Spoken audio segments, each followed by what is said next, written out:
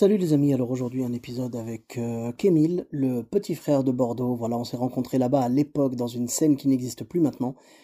C'était un lieu qui s'appelait Bar de Rire et c'était vraiment génial. J'en profite pour saluer les anciens propriétaires, Elsa et David.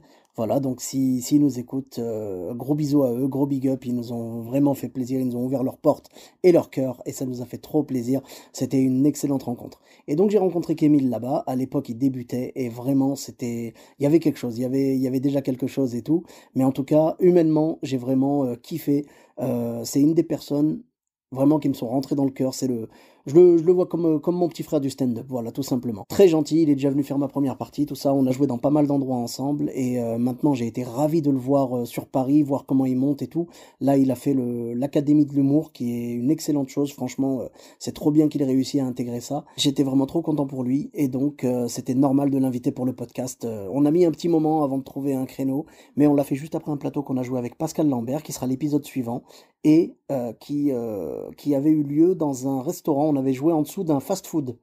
On avait joué chez Ogridis, chez mon pote Mathieu, que j'en profite pour saluer, et qui s'est lancé dans le stand-up aussi d'ailleurs, hein, et un jour il aura certainement des anecdotes à nous raconter dans Galère d'humoriste. Comme d'habitude, merci à vous les amis pour votre soutien, merci, j'ai besoin de votre aide par rapport aux notes sur Apple Podcast, Podcast Addict, Spotify, un peu partout, voilà, j'ai besoin de votre aide, s'il vous plaît, mettez 5 étoiles et un commentaire. Ça aide le podcast, ça fait remonter dans les algorithmes, c'est gratuit et ça fait vraiment trop plaisir. Donc vraiment merci les amis pour votre soutien. Je vous laisse avec l'épisode de Kémil et je vous dis à très bientôt. Bis à tous, même à toi là-bas. Salut les amis, c'est Sofiane, on se retrouve pour un nouvel épisode du podcast. C'est en forgeant qu'on devient forgeron et c'est en galérant qu'on devient humoriste. Voici Galère d'humoriste avec aujourd'hui Kémil. Salut Kémil, comment tu vas? Salut, ça va et toi?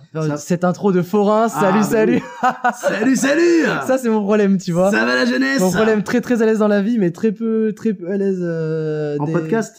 En podcast, en interview, en télé, en tout. Enfin, je dis ça comme si je faisais de la télé, c'est pas vrai. Écoute, peut-être que d'ici le moment où sortira le podcast, tu seras à la télé. Et c'est ce que je te souhaite, mon frère. Peut-être, hein. Oui. Peut-être, hein. Mais en tout cas, je crois qu'on a tous le même problème. Moi, si tu veux, c'est mon podcast, donc je suis à la maison, ça va, tu vois. D'ailleurs, là, tu vas dire, voilà, on va parler, on est tranquille, je sais que je vais faire le montage. Donc même s'il y a un moment gênant, je sais que je l'aurai coupé, tu vois. Ouais. Donc tout va bien. Mais je sais que quand je dois faire des vraies interviews et tout, je suis toujours en stress aussi. Donc voilà. Mais en tout cas, sache que t'es à la maison dans ce podcast et on va parler tranquillement à l'aise et tu avais justement une anecdote à partager avec nous? Ouais, alors bon, du coup moi j'ai commencé le stand-up sur Bordeaux. Ouais. Et quand j'ai commencé, j'ai rencontré très rapidement Abdelka et Théo Baudet. Et du coup on a très rapidement on a formé un groupe. En fait, on était un peu les trois jeunes qui commençaient en même temps. Et donc rapidement un jour Théo et Abdel qui se connaissaient viennent me voir et me proposent de faire des vidéos avec eux. Ils me disent voilà, on aimerait bien que tu t'intègres notre groupe et tout, qu'on fasse des vidéos ensemble. Et moi j'étais là, c'est cool, ils aiment bien mon humour, etc. Ils aiment bien mon truc, on va bosser ensemble. Et en fait, j'ai appris plus tard qu'ils m'ont proposé parce que j'avais une caméra. et donc eux, ils avaient pas de caméra, mais ils avaient des idées. Ils ont dit on va prendre lui parce qu'il a une caméra. Ouais, c'est ça. Donc ils m'ont donc déjà. Vous étiez complémentaires, quoi. Exactement. Et du coup, quand il m'avoue ça, on rigole. Et très rapidement, en fait, comme on a beaucoup d'autodérision, etc. On crée ce truc où on a ce running gag sur le fait que eux de base ils sont amis et que moi je suis un peu le mec qui a été rajouté là parce qu'il avait voilà, tu vois, le pote qui venait parce que c'est lui qui avait le ballon de foot, quoi. Tu l'as vu, c'est lui qui avait le ballon de foot et du coup très rapidement on crée ce truc qui devient un running gag dans notre amitié et qu'on entretient et qui nous fait trop rire, quoi, qui nous fait vraiment trop rire. On se vanne les uns les autres et on commence à voyager ensemble pour économiser des sous. On part ensemble pour quand on veut jouer à Nantes, à Lille, à Toulouse, on part ensemble sur 2-3 jours, on loue un Airbnb. Il faut savoir que nous on est vraiment c'est-à-dire qu'à l'époque moi je suis étudiant et Théo et Abdel ils sont au chômage, ils sont en fin de droit de chômage, donc on n'a pas trop d'argent. Donc ce qu'on fait, c'est qu'on loue des Airbnb à un seul nom, on loue des studios. Ah punaise, j'ai connu ça. Voilà, donc déjà c'est trop drôle parce que quand t'arrives dans la ville, il y en a un qui doit aller chercher les clés du Airbnb et après les autres ils se cachent au coin de la rue, ils disent venez. Oui, parce que tu sais qu'en cas de problème, malheureusement, tu risques d'être embêté derrière, quoi, tu vois. Ouais, et puis donc comme j'étais la troisième roue du carrosse et que eux ils avaient 25 ans et que moi j'en avais 19, très rapidement il y a un truc qui s'opère, c'est que quand on va dans des studios, eux ils ont accès au lit et moi je dors sur les tapis. D'accord, donc t'es le petit frère qui dort voilà, là où il peut, quoi. Exactement, donc on a fait une semaine à Paris dans un studio, un 10 mètres carrés à Pigalle, un truc très très sombre. Je dormais par terre sur un tapis de sol. Abdel et Théo ils dormaient dans le même lit. Ouais. Tu vois, je pense que ça a aussi forgé leur amitié, tu vois. Mais pourquoi vous avez pas fait un roulement? Non, parce que c'était instauré comme ça. Puis tu vois, moi je sais que Abdel c'est un peu une précieuse. Donc tu vois, il a besoin de son, il a besoin. Ça balance. Non mais c'est vrai, il a besoin de son confort, tu vois. Oui, Alors on a que... tous besoin de notre confort. Ouais, mais tu vois, moi qui est un peu plus à la route, tu vois, qui fait beaucoup de stops, qui se trimballe un peu sans savoir où il va, etc. D'accord. Ça me dérangeait pas de dormir sur un tapis de sol et puis il y avait ce truc là où moi c'était un peu mes aînés et enfin voilà, tu vois, et puis je sais pas, c'était comme ça. Mais tu vois, tu m'as rappelé une anecdote, je prends 2 secondes pour faire un petit aparté. À l'époque, on était parti en voyage scolaire avec mon meilleur pote. On arrive dans une maison, on était hébergé chez des gens en Espagne, à Madrid. On arrive dans la chambre, il y avait un vrai lit et un futon. Et avec mon pote, on se regarde et tout comme ça et on fait genre tu sais, parce que visuellement, le matelas a l'air plus cool avec le vrai lit et tout, et le futon a l'air galère quand même parce qu'on va dormir par terre, tu vois, presque. Et là, mon pote me fait ouais, on fait moitié-moitié, machin. Je dis, ouais, bien sûr, on va faire ça, y a pas de problème, tu vois. Et il me dit donc, ouais, ça te dérange pas si je prends le lit le premier soir? Et je dis, vas-y, je m'en fiche, t'es moi. Vu qu'on est à 50-50, ça me dérange pas qu'il commence. Donc, il dort la première nuit dans le lit. Moi, je dors sur le futon. Et en fait, le futon, il est excellent. Il est confortable de ouf. Et le lit, il te pète les vertèbres. Tu vois ce que je veux dire? Ouais, je vois. C'est l'inverse. Donc après, le lendemain, je dors sur le lit et je comprends ma douleur. Lui, il dort sur le futon et il kiffe sa race. Et le surlendemain, du coup, 3e jour, il vient me voir, il me fait frérot, ça te dérange pas finalement si je dors tous les jours sur le futon? Tu vois, donc j'ai eu droit à cette période-là à partager la chambre avec une précieuse aussi. Ouais, voilà, mais exactement. Mais donc toi, c'était quand même d'un commun accord. Ouais, puis alors j'ai oublié un détail, c'est que les toilettes sont dans la chambre. Au milieu des toilettes, au milieu de c'est un studio 10 mètres carrés et au milieu, t'as des toilettes. Et les toilettes... Au milieu? Ouais, en fait, si tu veux, ça fait 10 mètres carrés. Et d'un côté, il y a un lit de place. D'un autre côté, il y a une espèce de kitchenette, et au milieu, il y a des toilettes, et les toilettes sont dans un espèce de carré en verre, comme un... Est-ce que tu vois un bac de douche? Tu vois, un bac de douche avec une porte vitrée en verre. Ouais. Mais c'était les toilettes, quoi. Ouais, puis c'est pensé pour une personne, donc tu t'en fous de faire caca et que le reste de la chambre te voit, puisque t'es censé être tout seul. Mais du coup, on arrive là-dedans, et nous, on est 3. Ils ont pas pensé aux humoristes en galère. C'est vrai, ils ont pas pensé... Mais bon, après... Pigalle, ils ont pas pensé tout court. On dirait Pigalle, c'est arrivé là par hasard. Tu vois, ce quartier, il est arrivé. En même temps, t'as dû payer le prix d'un palace déjà. On a rien payé du tout. Vraiment, c'était pas cher. Non, on est parti. 10 mètres carrés. 10 mètres carrés pour. Non mais c'est tout petit 10 mètres carrés, mais à Pigalle quoi, c'est à Paris, Paris Centre. Et du coup, on arrive là-bas. Et on se partage à 3, tu vois, du coup ça ne revient à rien, à 3, un truc qui est pensé pour une personne, etc. Et du coup, on arrive là-bas, on se partage cet endroit, eux deux prennent le lit, moi je dors par terre pendant une semaine, et on est un peu sur Paris. Ça c'est pour te pitcher un peu l'ambiance dans laquelle on était, et puis on rigolait, quoi. On rigolait. Oui, clairement, moi j'étais par terre. C'était une coloc sympa. Voilà, j'avais mal au dos et j'avais mal aux côtes aussi, parce qu'on rigolait de ouf, tu vois. C'est bien dit ça. C'était physiquement éprouvant, tu vois. D'accord. Et du coup, on remet ça à Nantes, et un jour on part pour aller à Lille. Et là, Théo peut pas venir, donc je pars qu'avec Abdel. Et donc on arrive dans un appart qu'on a loué. En fait, j'arrive et la meuf de la dame qui gère le Airbnb me dit oui, du coup par rapport au chat. Je lui dis le chat. Elle fait ah oui, bah c'est marqué dans l'annonce que c'est pas cher, mais c'est pas cher parce qu'il faut s'occuper de mon chat. Oh là là. Je dis ah d'accord. Ce qu'il faut savoir, c'est que ni Abdel ni moi ne sommes très à l'aise avec les animaux, tu vois. Ouais, j'imagine. Puis en plus, elle vous donne même pas la température pour la cuisson et tout. Ouais. C'est chaud. Puis on arrive dans cet endroit, et donc Abdel tout de suite monte dans il y a une mezzanine. Ouais. Dans la mezzanine, il prend le lit.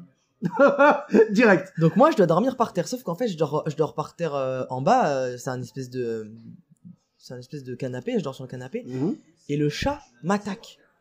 Donc le chat fait que m'attaquer, et comme je suis pas très à l'aise, c'est un cercle vicieux, quand t'es pas à l'aise avec les animaux, ils le sentent et ils t'attaquent, et ils prennent un malin plaisir à venir mettre la peur, et là ils te chassaient, quoi. Exact. Et du coup je me retrouve à prendre les coussins du canapé et à les mettre dans le placard pour dormir dans le placard, parce que comme c'est un studio, il y a pas de porte, il y a pas de pièce, donc il y a une espèce de petit KGB avec des balais, et je me fais un lit, je m'improvise un lit, mode survie. Je sors les balais et je mets les canapés du truc, et je m'improvise un lit dans cette pièce.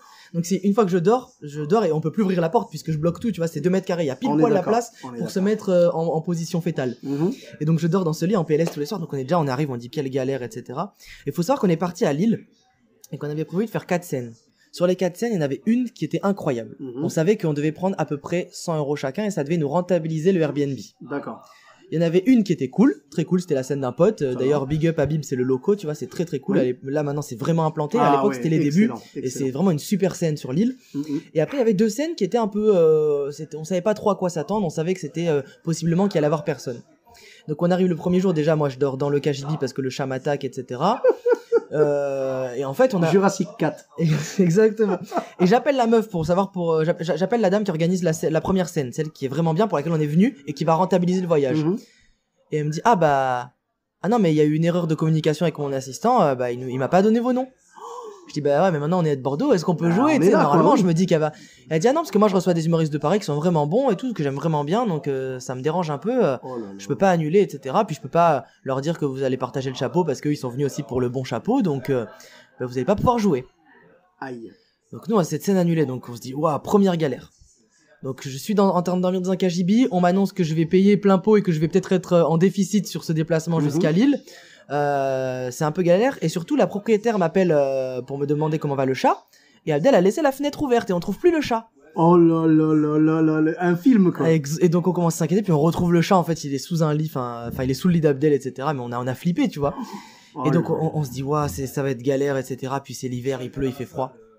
Et en fait on se dit bon on a rien à faire ce soir. Est-ce que t'avais plus peur pour le chat ou pour toi? J'avais plus peur pour tout, hein. En fait là pour moi dans ma tête j'étais dans une fin de carrière.